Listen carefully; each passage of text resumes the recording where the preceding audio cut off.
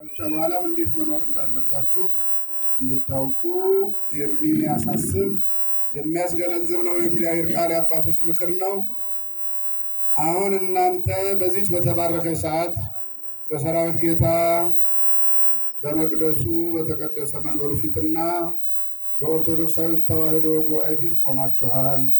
ይህች የተባረከች ጋብቻ የተባረከች ተክሊል አዋሃደቻችሁ።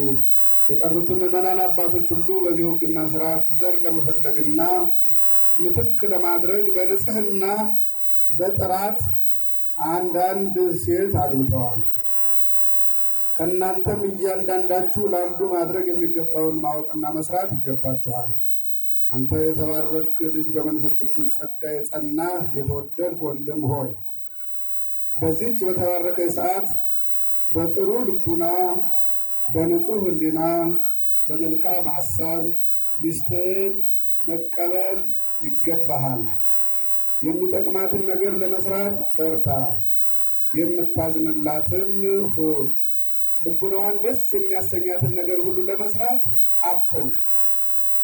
ከእናት ከአባቷ በኋላ ዛሬ በእሷ ላይ ኃላፊ አለቃ ተጠሪ አንተ ነህና በሰማያዊ አክሊልና በመንፈሳዊ ጋብቻ አክሊልን ተቀዳጅታችኋል። ቅዱስ ቁርባን ተቀብላችኋል። የእግዚአብሔር ጸጋ በእናንተ በሁላችሁም ላይ አረፈች። የመከርኩህን ትእዛዝ ብትቀበለኝ እግዚአብሔር እጅህን ይዞ ያስነሳሃል፣ ጥሪትህን ያበዛዋል። ለዓይኖችህም ደስታ የሚሆኑ የተባረኩ የማያስወቅሱ የማያስከስሱ ዕዳ የማያስከፍሉ የማያሳፍሩ ልጆች ይሰጥሃል።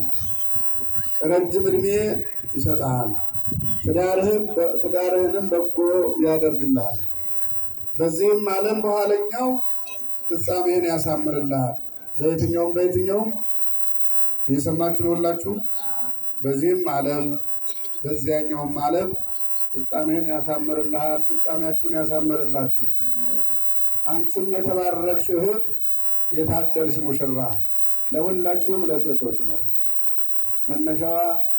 ሴቶቹ የዛሬ ሙሽሮች ይሁኑ እንጂ ሁሉንም ይመለከታል። ሁሉም ተግባብቶ ተዋዶ ተደጋግፎ ተረዳርቶ ተደማምጦ አንተ ቅደም አንቺ ቅደም ተባብለው እንዲኖሩ የቤተ ክርስቲያን መልእክት ነው፣ የጌታ ፈቃድ ነው። የትዳርም ዓላማው ይሄ ነው። ስለዚህ አንቺ የተባረክሽ እህት የታደልሽ ሙሽራ ሆይ ባልሽን የመከርኩትን ምክር ሁሉ እንደሰማሽ አንቺም ደግሞ ልታከብሪውና ልትፈሪው ይገባል።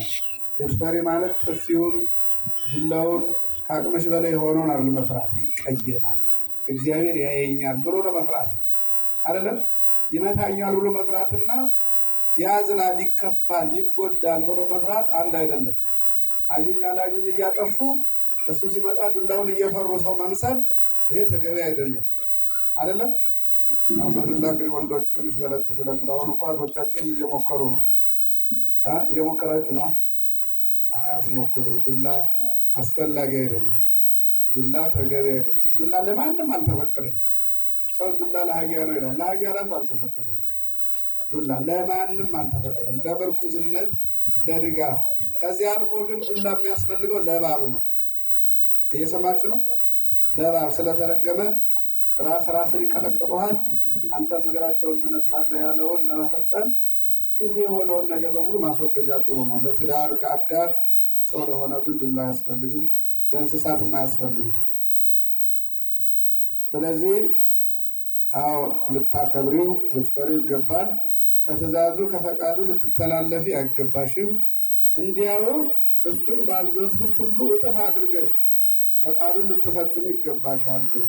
አንቺ ዛሬ ብቻሽን ከእሱ ጋር ሆንሽ። ከዚህ በኋላ እማየም እነ ሲስተርም እነ ምናምንም አያገባቸውም፣ አይመለከታችሁም። እናንተ ማገዝ የቤት ቁሳቁስ ማሟላት እንጂ አንቺ ጥተሽ ነይ እንዲህ በይ እንዲህ አታርጊ እንደዚህ ብሎ የሚመክር እናት አባት አይፈቀድም፣ አልተፈቀደም። ስለዚህ ከዚህ በኋላ ኃላፊዎቹ እነሱ ናቸው። እነሱም ማበረታታት አይዞቹ ማለት ነው የሚገባው። ከእናትና ከአባትሽ በኋላ በአንቺ ላይ አለቃ እሱ ነው። አሁን ኃላፊነቱን ማን ወሰደ? ከአባት ከእናት በኋላ ኃላፊነቱን የወሰደ አሁን የትዳር አጋር ነው። ኃላፊነቱን የወሰደች እሷ ናት። ኃላፊነት አለብሽ አለብህ ማለት ነው።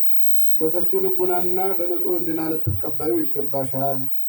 በፊቱም ፊትሽን አታክፊበት። ፈገግ ብላችሁ ደስ ብሏችሁ ብለህ መጣ ደህና ነህ እንዴት ነህ ብላችሁ ሰላምታ ሰጣችሁ። እሱ ግንባርሽን ስሞ አንቺ ደግሞ ጉልበቱን ስመሽ እንዴ ግርድና ነው እንዴ ንጉስ ነው እንዴ እንዳትሉ። ንጉስሽ አይደለም የኔ ንጉስ ብትይው ምን ይጎልብሽ? ከትዳር የበለጠ ንጉስ አለ አለ? የለም እኮ። የቤቱ ንጉስ የቤቱ ሞገስ አባወራው እኮ ነው። የቤቱ መቤት የቤቱ ንግስት እሷ ናት። ሁለቱ ሲነጣጠሉ ቤቱ እንዴት ጭር እንደሚል አታውቁም? ስለዚህ እንደዛ ነው ማለት ነው። ቤታችሁን አታክፉ እናቶቻችሁ። ፊትሽን አታክፊበት። ከሚገባው ነገር ሁሉ አንድ ነገር ስንኳ አታክፊበት። ከሱ ጋራ በምትሰሩ ነገር ሁሉ እግዚአብሔርን ፍሪ። ይሄ ነው እግዚአብሔርን መፍራት። እግዚአብሔርን ፈርቶ ነው ትዳርን ማክበር። እግዚአብሔርን ፈርቶ ነው ሚስትን መንከባከብ።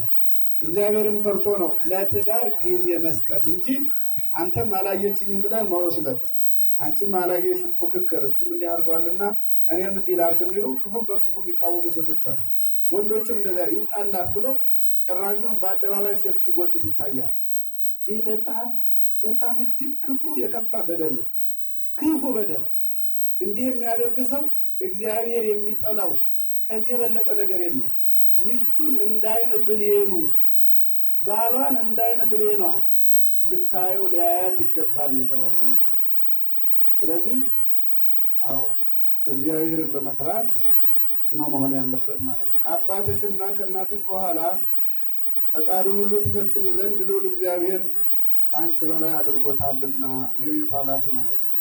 በተፈጥሮም ወንዱ ትንሽ በለጥ ይላል። እንደ እኩል ሲባል አትጥገቡ እናንተ ቅር ይላችኋል። ኮረፉ እናቶቻችን በድንግል ማርያም ክብር አላቸው እህቶቻችን። ቢሆንም በተፈጥሮ በጉልበትም በብቃትም ቢሆን ወንዱ ትንሽ ሻል ይላል አይደል? መጀመሪያም የተፈጠረው ማን ነው? ማን ተፈጠረ መጀመሪያ? በኋላ ግን በፊት ተጠልተው ነበር ሴቶቹ። መከራ አምጥታችኋል፣ ዲያብሎስን ሰምታችኋል፣ ዕፀ በለስ ያበላሽ አንቺ ነሽ እየተባሉ ርስት አይካፈሉም ነበር፣ ከቁጥር አይገቡም ነበር። በኋላ ድንግል ማርያም መጣችና ሴቶቹን እኩል አደረገቻቸው። ደስ ይበላችሁ ሴቶች አሁን እኩል። ስለዚህ ሁሉም ክብር አለው፣ ሁሉም ድርሻም አለው። ስለዚህ አባወራው ቢቀድም ጥሩ ነው። በተስማምታችሁ አንድ ላይ ቢሆን ደግሞ የተሻለ ነው። ግን እግዚአብሔር ደግሞ ትንሽ ላቅ አድርጎ እንደፈጠረ በዚህ በአስራው ራሱ በተፈጥሮ በጡንቻ በዚህ በውስጥ ባሉ አካላት ሁሉ ወንድ እንደሚበልጥ መጽሐፍ ይናገራል። ሳይንሱም ይናገራል። መሰላላት የኛ መጽሐፍ ይናገራል። አንቺም ከእሱ ጋር መኖር ይገባሻል። ከማን ጋር መኖር? እስኪያትፍሩ ከባላችን ጋር በሉ።